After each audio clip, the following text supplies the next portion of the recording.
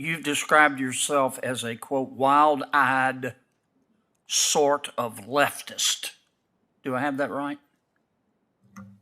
Senator, I think I was referring to a caricature of the way that I think other people may have described me, not how I would describe myself. And I want to assure you that I understand that the role of a judge is to set aside whatever personal views that person may have. I heard your testimony. Did you say, quote, Republicanism is an anti-democratic virus? No, Senator, I don't believe I've used those words. Okay, you're under oath now. It's very different, and I don't believe I used those words, Senator. Right. If you did use those words, will you pull down your nomination? Senator, I don't believe I've used those words. But if you did, will you withdraw? It's hard for me to imagine a scenario in which I would I'm just use saying, those assume words. it. If you said it, will you withdraw? But I think you're an angry man.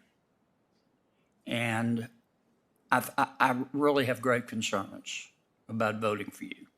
We don't need federal judges who are angry. Welcome back to Right View Nation, where we cut through the noise, stand for truth, and say what the mainstream media is too afraid to say. Today, oh boy, today, we've got ourselves a prime example of why the radical left should never be handed the keys to the federal judiciary. What we just witnessed was Senator John Kennedy, a true American patriot, holding a Biden judicial nominee's feet to the fire. And let me tell you, it wasn't pretty. Let me walk you through exactly what happened, and why this moment should have every freedom-loving American wide awake. Here we have yet another Biden nominee, one of these so-called qualified individuals who, when you peel back the professional polish, turns out to be a far-left activist masquerading as a neutral arbiter of the law. This man's digital footprint is loaded with hostility toward conservatives, and Senator Kennedy wasn't about to let him weasel his way out of it. Let's start with the nominee's old tweets. Attacks on Republican senators like Tom Cotton, Marsha Blackburn, and John Cornyn. And no, not just policy disagreements, but vile personal jabs. This is the behavior of an unhinged partisan, not someone worthy of a lifetime appointment. And when asked point blank, "Did you mean it?" the man danced around the question like a lawyer defending a guilty client. He couldn't even admit whether he stood by his own words. Look, if you don't have the spine to stand by your convictions, why should we trust you to defend the Constitution? Now, here's where things really got disturbing.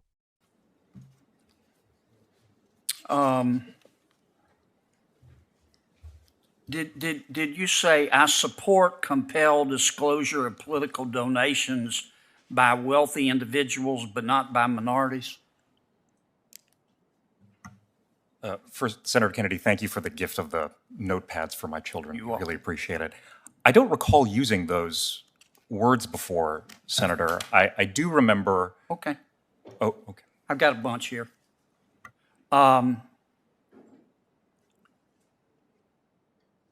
You've described yourself as a, quote, wild-eyed sort of leftist. Do I have that right? Senator, I think I was referring to a caricature of the way that I think other people may have described me, not how I would describe myself. And I want to assure you that I understand that the role of a judge is to set aside whatever personal views that person may have. I heard your testimony. Have you called Republicanism, well, strike that. Did you say, quote, Republicanism is an anti-democratic virus? No, Senator, I don't believe I've used those words. Okay, you're under oath now. Yes, Senator, I don't believe I've used those words. Okay. I do remember saying last year that there was a loss of confidence in our elections that has spread kind of like a virus. Right, well, that's a long way from calling the Republican Party an anti-democratic virus. Yes, it's very different, and I don't believe I used those words, Senator. Right. If you did use those words, will you pull down your nomination? Senator, I don't believe I've used those words. But if you did, will you withdraw? It's hard for me to imagine a scenario in which I would I'm just use saying, those assume words. it. If you said it, will you withdraw? If I were quoting someone else saying it to describe that kind of sentence, I wouldn't be expressing my own views, but Senator, I don't believe I've ever used those words. I've represented. Did you when you sent out those personal tweets about Senator Cotton, Senator Blackburn, and Senator Cornyn, did you mean them at the time? Without hearing those tweets, Senator Kennedy, it's hard for me to remember precisely, what was said or what I was thinking at the time. I do very much regret the tone that I've taken on social media from time to time. I know that I've crossed the line from time to time, and When you crossed the line, did you mean it? Without knowing the specific context or the specific tweet that you're referring to, Senator Kennedy, it's kind of hard for me to say, but do you generally tweet things you don't mean? Senator Kennedy, I would agree with you that Twitter has become a very coarse place. I don't want to debate Twitter. Do you generally tweet things that you don't mean? Well, Senator Kennedy, I've contributed to the coarseness on Twitter sometimes by pushing the envelope to break through. Right, but when you did it, did you mean it? It's hard for me to respond to that kind of generally, Senator Kennedy, without a specific You're a smart example. guy. Sure you can. You either meant it or you didn't. You got two choices, door A, door B. Well, Senator Kennedy, I know that I've pushed the envelope. Okay, and you regret it?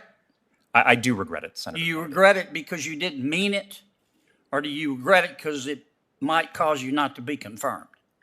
Senator Kennedy, I regret it because I think it's contributed to the coarseness of our discourse overall, and I think it would be better. When did you have this epiphany that everybody has equal dignity and worth? When you were nominated, or Well, I believe you're including Republicans? Well, I believe you're referring to my religious faith. No, I'm not. Senator.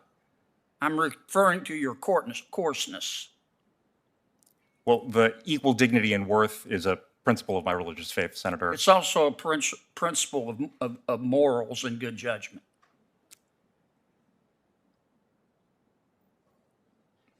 I'm over. Mr. Ho, you're a smart man, I can tell. But I think you're an angry man. And I really have great concerns about voting for you. We don't need federal judges who are angry. We need federal judges who are fair and can see both points of view. And you said these things. Thank you, Mr. Chairman. Thank you, Senator Kennedy. Senator Feinstein. Thanks very much, Mr. Chairman. The 4 district court nominees on today's panel come from a diverse background of experiences. Senator Kennedy quoted the nominee as referring to Republicanism as an anti-democratic virus. Let that sink in. If a conservative judicial nominee had said the same thing about Democrats, they would have been publicly crucified, dragged through the media, and buried before sunrise. But because this nominee is part of the Biden regime's ideological machine, we're supposed to look the other way. He denied saying it, of course. But when Kennedy asked him, "If we find out you did say it, will you withdraw your nomination?" Again, no clear answer. Just spin. Just excuses. Just classic DC dodging. This is about integrity. This is about honesty. And frankly, this is about whether we're going to let radicals rewrite our legal system from the bench. Let me ask you, the viewers, do we want angry ideologues on the bench? Or do we want fair, principled men and women who understand that justice is blind? Senator Kennedy didn't mince words. He told the nominee straight up, "I think you're an angry man." And you know what? He was right.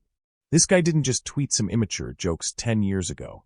He carried himself like someone still holding on to bitterness, someone itching to punish conservatives, not interpret the law. A judge needs to weigh arguments fairly, not walk into a courtroom with a vendetta. And let's talk about this so-called epiphany the nominee claims to have had. He said he suddenly realized that everyone deserves equal dignity and worth. That's cute. But here's the problem. That realization conveniently came after he was nominated. Isn't that strange?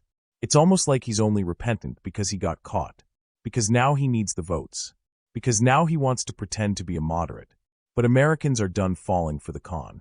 We're sick of political chameleons who change colors the minute the spotlight hits them. My friends, This isn't just about one judge. It's about the pattern. This is the Biden administration's playbook. Fill the courts with activists who wear robes but carry ideological knives. And once they're confirmed, guess what happens? They start legislating from the bench.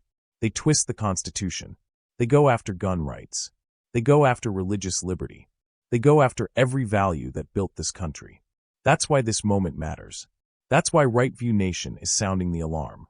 We cannot afford to let radicals become the referees in America's legal game. Because once they take the field, they're not there to be fair. They're there to crush the opposing team, and in their eyes, that's you. So what can we do? First, share this video. Make sure everyone sees exactly what the Biden regime is trying to sneak past the American people. Second, call your senators. Tell them, and no more activist judges. We want the Constitution defended, not rewritten. And finally, subscribe to Right View Nation. Because in a world where truth is under attack, we fight back. This is Right View Nation. I'm your favorite host, and we'll see you next time. Louder, prouder, and more unapologetic than ever. God bless America. And God bless the truth.